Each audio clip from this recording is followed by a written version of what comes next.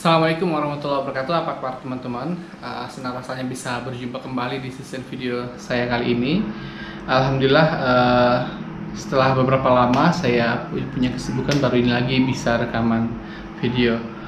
Untuk kesempatan kali ini saya ingin mengajak teman-teman semua untuk cerita-cerita terkait apa yang nanti diceritakan, tergantung di mana ilhamnya saja ya. Oke, sebelumnya saya ingin berpromosi kepada teman-teman, stok buku ini ya, buku Salawatin aja sudah ada, stoknya 150 buku di tempat saya. Jadi kalau teman-teman ingin order, caranya gampang, tinggal kirim aja ke WA 0812 771 62924, di WhatsApp dengan nomor 0812 771 62924. Caranya bagaimana? Kasih tahu kecamatan apa dan kabupaten apa tempat teman-teman berdomisili, dan biar kita bisa mengecek ongkos kirimnya ya. Dan teman-teman nanti tinggal transfer aja ke rekening yang saya berikan sejumlah harga buku plus ongkos kirim. Dan teman-teman juga kalau misalnya sudah punya buku ini tapi belum punya ini, bisa order lewat saya, bisa beli lewat saya. Caranya gampang, tadi seperti yang tadi saya bilang. Silakan order aja lewat WA yang tadi saya katakan 0812 771 62924. Oke, dan teman-teman yang ada di luar negeri, di Taiwan, Hong Kong, Singapura, di Malaysia, dimanapun Anda berada, Anda bisa order buku ini dan tasbih ini juga dengan cara yang sangat mudah. Oke, teman-teman, kali ini saya mau cerita-cerita tentang kisah bagaimana sih marketing langit. Kalau selama ini kalau yang kita dengar kan marketing, bagaimana meningkatkan penjualan, bagaimana meningkatkan omset dengan cara manajemen yang baik, dengan cara tata kelola keuangan yang baik, kan begitu. Tapi untuk kali ini saya ingin mengajarkan kepada teman-teman yang berbeda dari kebanyakan yang didapat dari sekolah manajemen manapun. Jadi kalau saya katakan justru manajemen langit ini itu hampir 80% lebih berpotensi, sangat bergantung kepada keberhasilan kita di manajemen langit, malah keuntungan ataupun kerugian kita dalam bisnis gitu. Ataupun dalam urusan apa saja. Jadi kalau teman-teman misalnya ada yang mengalami omset penurunan penjualan, penurunan income, atau penjualannya tidak laris, ataupun tiba-tiba misalnya ada saja masalah-masalah yang dihadapi, padahal dia sudah berusaha maksimal meningkatkan iklan, meningkatkan biaya, menurunkan biaya pengeluaran, dan segala macam prioritas, segala macam cara dilakukan agar bisa meningkatkan omset penjualan. Tapi yang namanya takdir itu datangnya dari Allah. Itu yang kita harus perlu cermati, dan kita harus perlu antisipasi dengan cara manajemen amal-amal langit gitu. Nah, bagaimana dengan amal-amal langit? Jadi ternyata beribadah, maksimal beribadah, banyak berselawat, banyak beribadah itu juga secara sangat menentukan untuk meningkatkan pendapatan dan penghasilan kita. Ya. Artinya dari segi keberkahannya sangat banyak mendukung gitu.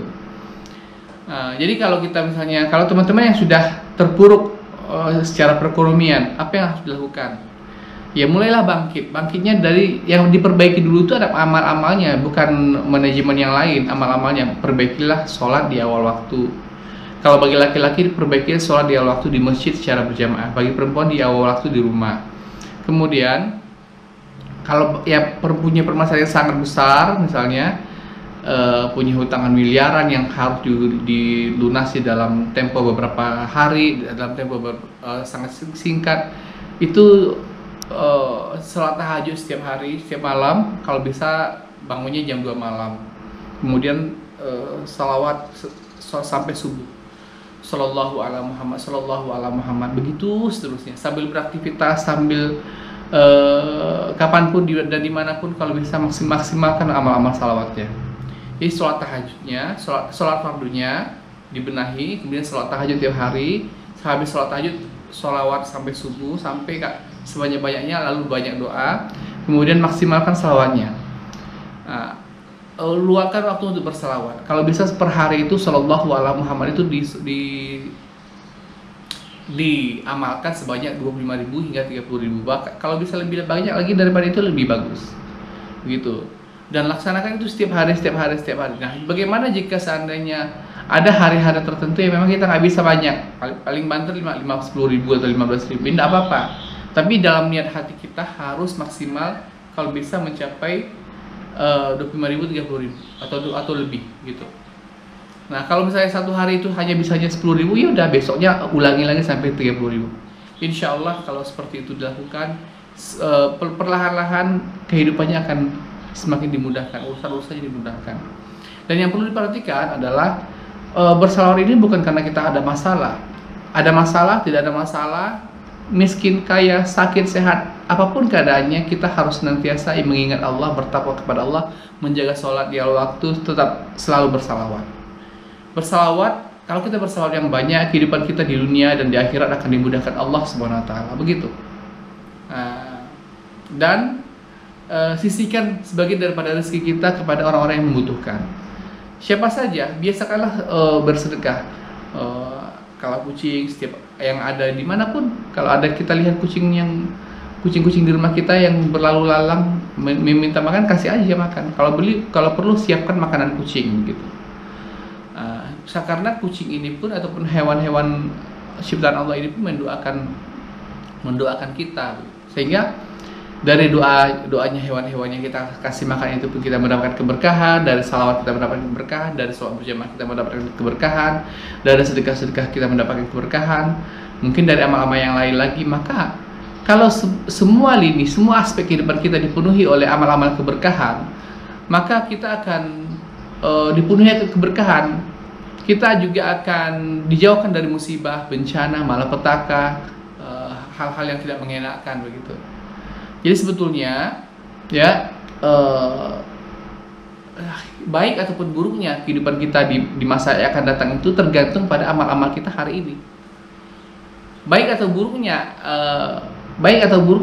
keadaan kita hari ini itu tergantung pada amal-amal kita di masa lalu. Kalau di masa lalu kita melakukan banyak dosa, berzina, membunuh orang, ataupun menzulim orang, memakan harta yang tidak jelas, menghardik anak yatim, tidak menyantuni fakir miskin, apa saja dosa-dosa yang dilakukan, maka itu pun akan berimbas kepada baik buruknya kehidupan kita hari ini.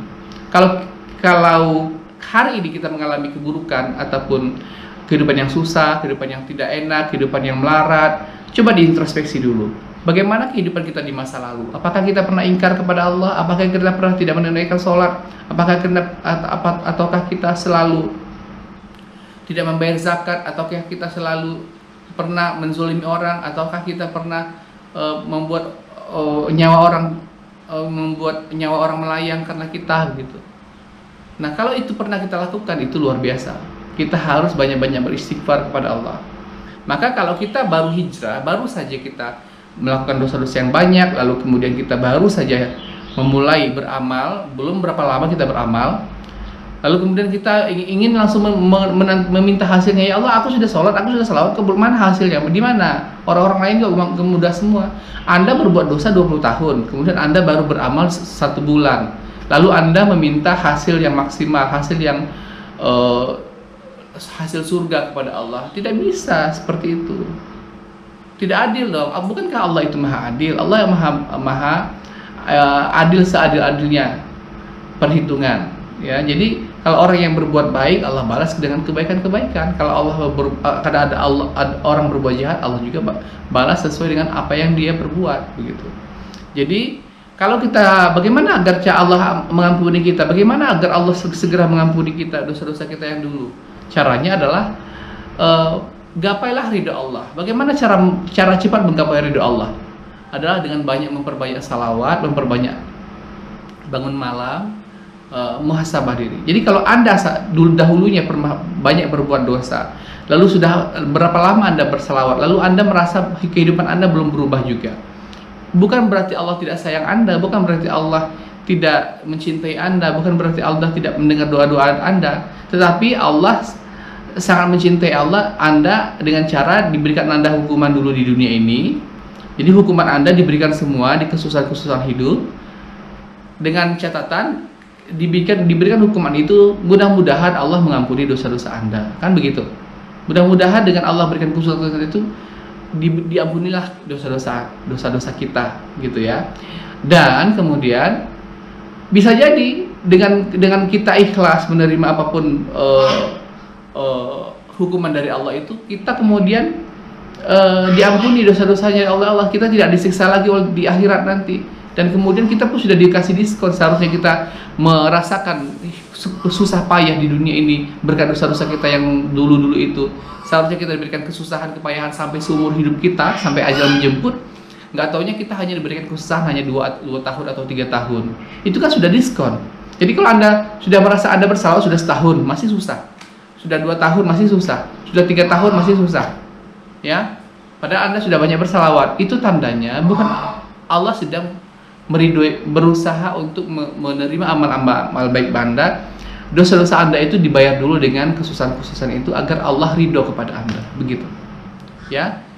Jadi bagaimana caranya amal-amal langit adalah dengan cara mendekatkan diri kita kepada Allah, banyak bersalawat dan melaksanakan semua amal-amal, puasa sunnah, kemudian banyak bersedekah, banyak memberi, banyak menolong orang, banyak selalu bangun malam, apapun dilaksanakan sehingga Allah ridho pada kita, Allah jauhkan kita dari kesulitan-kesulitan hidup, dan Allah mudahkan semua bisnis-bisnis kita, Allah mudahkan semua urusan-urusan kita. Oke, semoga paham yang saya sampaikan, semoga berkah yang saya utarakan, semoga juga menjadi amal jariah buat saya kelak. Dan teman-teman masih ditunggu order buku ini, ya. Sampai jumpa pada video-video saya berikutnya, dan assalamualaikum warahmatullahi wabarakatuh.